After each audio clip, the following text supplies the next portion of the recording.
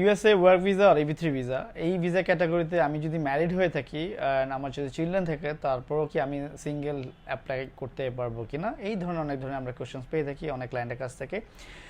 এটার অ্যান্সার হচ্ছে আপনি পারবেন, বাট প্রবলেম হচ্ছে আপনার কিন্তু অনেক ধরনের প্রশ্নের সম্মুখীন হবে যখন আপনি অ্যাম্বাসি ইন্টারভিউ যাবেন, যেহেতু আপনি এক ধরনের ইমিগ্রেন্ট ভিসা যাচ্ছেন, যেহেতু ইমিগ্রেন্ট ভিসা এবং এটা লং টার্ম একটা, ওখানে আপনি স্টে করছেন, আপনার 10 বছর গ্রিন কার্ড পাচ্ছেন উইচ ইজ রিনিউয়েবল।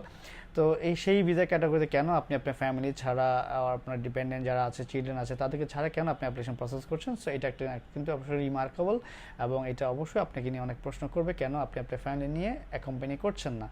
সেকেন্ডলি, আপনি আপনার যদি প্রসেস হয়েও যায়, আপনি ওখানে যাওয়ার পরে আপনার ফ্যামিলি মেম্বার জন্য যখন আবার অ্যাপ্লিকেশন প্রসেস করবেন, তখন আপনার কিন্তু অনেক লং টার্ম একটা ওয়েট করতে হবে আপনি এই প্রসেসটা কমপ্লিট হতে। তো তার চেয়ে বেটার আমি মনে করি আপনি আপনার অ্যাপ্লিকেন্ট আপনার সাথে আপনি আপনার ফ্যামিলি সহ অ্যাপ্লিকেশন করাটাই বেস্ট।